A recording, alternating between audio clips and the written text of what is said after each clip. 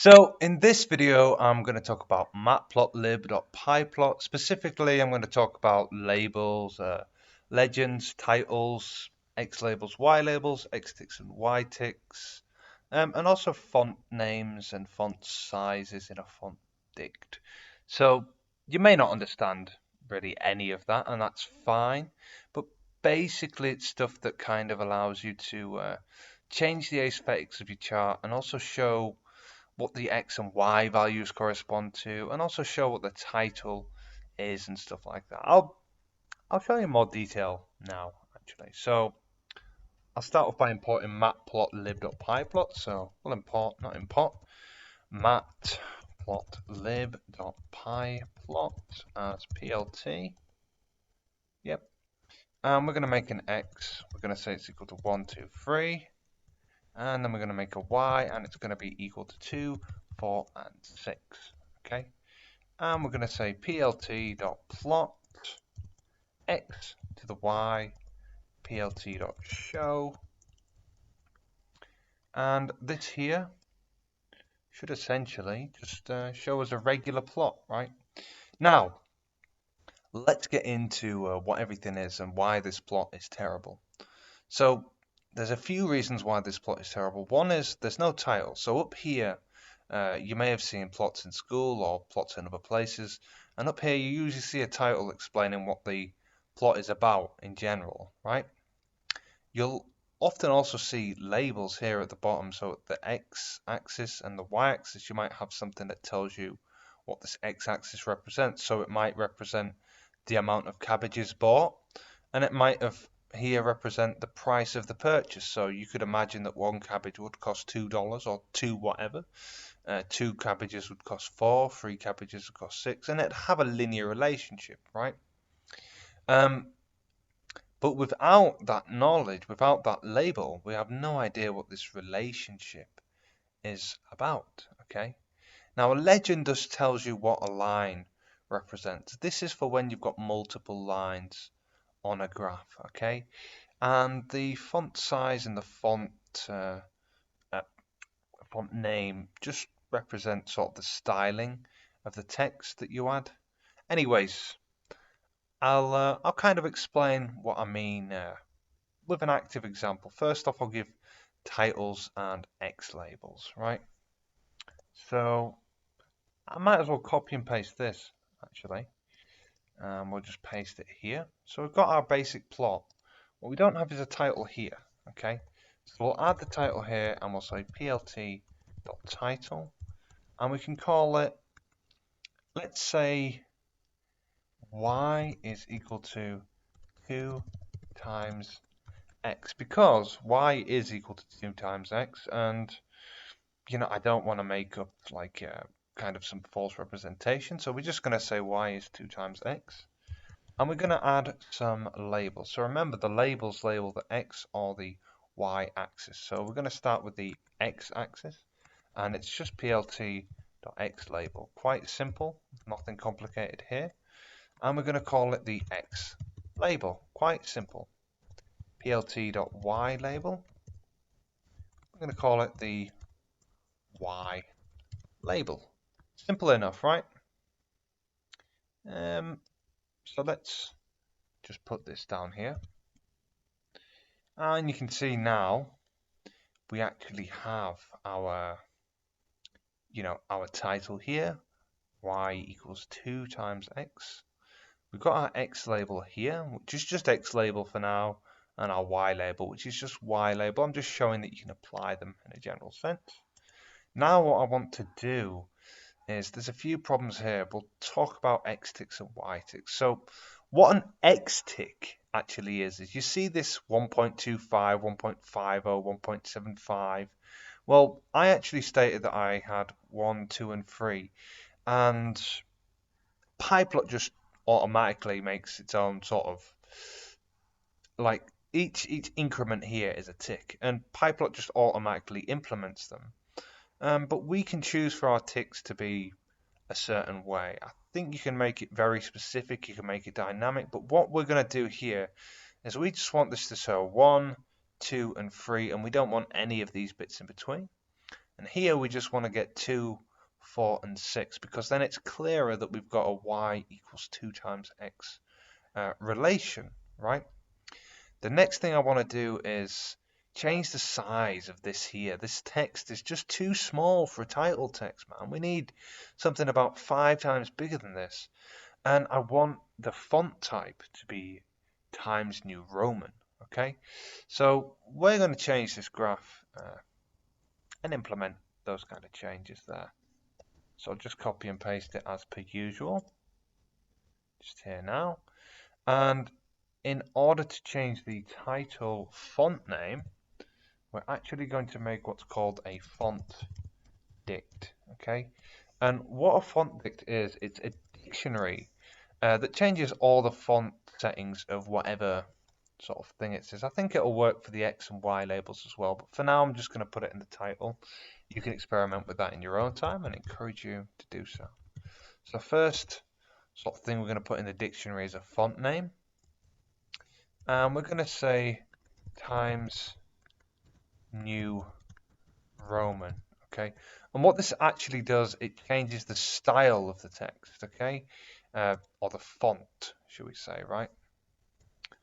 And then the second item I'm going to put in is actually going to be font size, because I want this text to be bigger.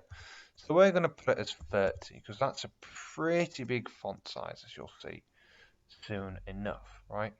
And we've got these X and Y labels. I could change the font name and the font size, but I'm going to leave that. You should do that in your own time and experiment. Tell me what happens if you can. And then we're going to go plt.xtick, right?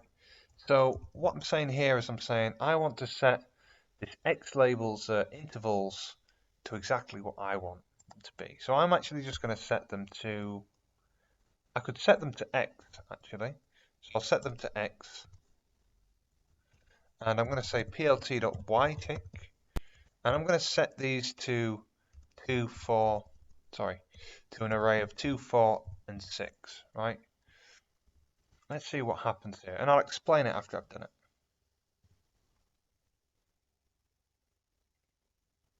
Oh, I've messed that up a bit. Sorry.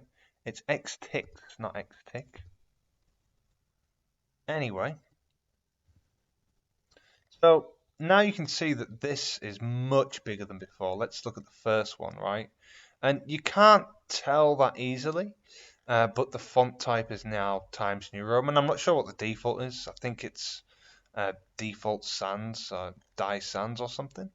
And now if you look at the X label, you can see that our X ticks, i.e. our little intervals here, don't exist. We've just got 1, 2, and 3 laid out plotted because we've put X as our X tick. So we said we want our X ticks, our little sort of in between bits, to not exist, and we just want 1, 2, and 3. This is what we want our graph to display. And we put the Y ticks. I'll put it in as a regular array just so that you can see that you can use an already existing array like the X array, or you can just make your own on the fly, right? So you can see here, yeah, you can kind of see now that we've got a y equals 2 times x relation, because you see this regular line. You can see full whole numbers. So you see 1 times 2 is 2. So you can see that y is 2 times x. That's true. 4 is 2 times 2. You know, you can see these relations a lot clearer with this. We could even create lines here, but I'm not going to get into that. Now, one thing you should look at with your ticks. In fact, I'm not going to talk about the ticks. I'm just going to sort of demonstrate this, right? So I'm going to make a few new ticks now. I'm going to say x ticks are going to be equal to, I'm going to say an array of 1, 2, and 80, right? Now, what do you think is going to happen here? I'll give you a few seconds to think about it. Right, I'm going to run it now. Now, what has happened here is, unfortunately, Matplotlib just automatically adjusts the plot size to fit the biggest size. So it'll put your 1 and 2 there, and your 3, you know, your 3 is probably here, right? And if you look at the line, it's just there. It's barely perceivable, but the line, the 3 value is about here, but you don't see it. So you have no idea what this represents. And because we're saying we're going to get it all the way to 80, but we've said we only want these three values to be our ticks, 1, 2, and 80. We just see this kind of squashed up chart because Pyplot automatically resizes to match like the ticks that you've set it. So we're saying we want this 1 and 2 tick to be seen. So you can see the 1 and it's barely distance from 0, so you can barely see where it starts. It actually starts here where the 2 is, so you can't even see the 2 because it's so squashed together. And then a 2 should go up to the 4. You can barely see it, right? And then 3 is here. You can barely see. You would have no idea. So this is a very badly represented graph. I've showed this just so you're aware of this resizing issue, because it's going to be a big problem for you if you mess this up. And like I said, you can probably do this dynamically. Now, I'm not going to copy and paste that. That's the bad one. I'm just going to copy and paste this. I actually think I've set it as a paste, but never mind. And the last thing I'm going to show you is something that we call a legend, right? And we're going to put a label here, okay? We need a label actually for a legend. So we're going to say label is equal to our label, or our line, right? Our line, okay? We're going to say plt.legend. Let's see what happens when we do this, okay? So I'm going to F9 it. And this is what a legend is. So a legend actually just basically just gives you sort of the value of a line. That's it really. It labels a line. So you've got your label here, and the legend for that label is a line. So if I just had a line, I'm not sure we'd have this legend. We just have it somewhere without this. Anyway, the label and the legend make this little thing that makes it obvious what one line represents. In fact, probably confusing you, and you're probably thinking, why would I want people to know what this line is? They're going to know from the title and also the Y and X label. Well, not necessarily, because this is actually for when you've got multiple things. Actually, I think I'll leave it there. Actually, no, I won't. I'm actually going to put, I'm actually going to do another plot. I'm not sure how this is going to go. It's been a while since I've used these plots. So we're going to plot that there. And we're going to do another plot, right? And we're going to say that we're not going to use X. We're going to use a different array, right? We use 1.5, 2.5, and we're going to use, I don't know, 4, okay? And we're going to plot it against Y. I'm going to plot it against Y, right? I'm going to say the label is equal to, let's say line 1 for first label, right? Line 1. Let's say line 2. Let's see what happens here. Could go terribly wrong for me here. Oh, it's gone right. So, we don't have the X fix right though, but I'll explain that. It's not a big deal. So basically, the reason we have these legends and these labels is so you can differentiate between two lines, right? So we've got our first line, which was from the first plot, the X and the Y, and where we expect it to be, this blue one. 1 is equal to 2, which is 2 times X. 2 is equal to that, blah, blah, blah. And this second line doesn't really represent that at all. It's just kind of put in there. And we need to differentiate between line 1 and line 2 for some reason. So let's say that these are cabbages, right? Well, that's really cool. But if we only label this plot, we know these are cabbages, but we have no idea what these are. So we're going to say that these are chocolates, right? And we could say that line 1 is line 1 and line 2 is line 2. And we can differentiate between what the different lines represent. And now you might say, well, if we got 2 lines, it's not really a problem. The title will probably explain it. Yeah, maybe the title will explain it. However, if you've got, say, 20 bloody lines, or let's say you got 7 lines, it's going to be very difficult to make a title that can, distinguish between the lines. It's going to get very complicated for a user, okay?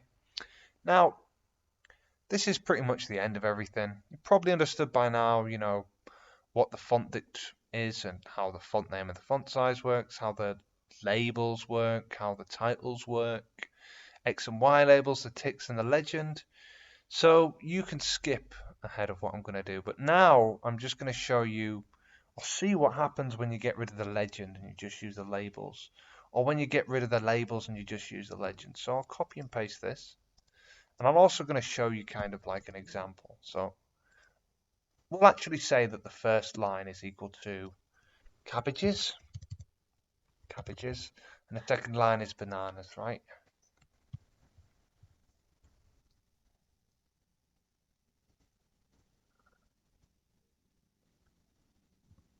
And now you can see it's relevant because we need to distinguish between the two lines, okay? Now, copy and paste this again, and I'll get rid of actually the legend. Let's see what happens there. I get rid of this legend. Maybe something crazy will happen, maybe nothing. I can't actually remember. So, we've got the labels, but they're not anywhere. They've not been attached anywhere, right?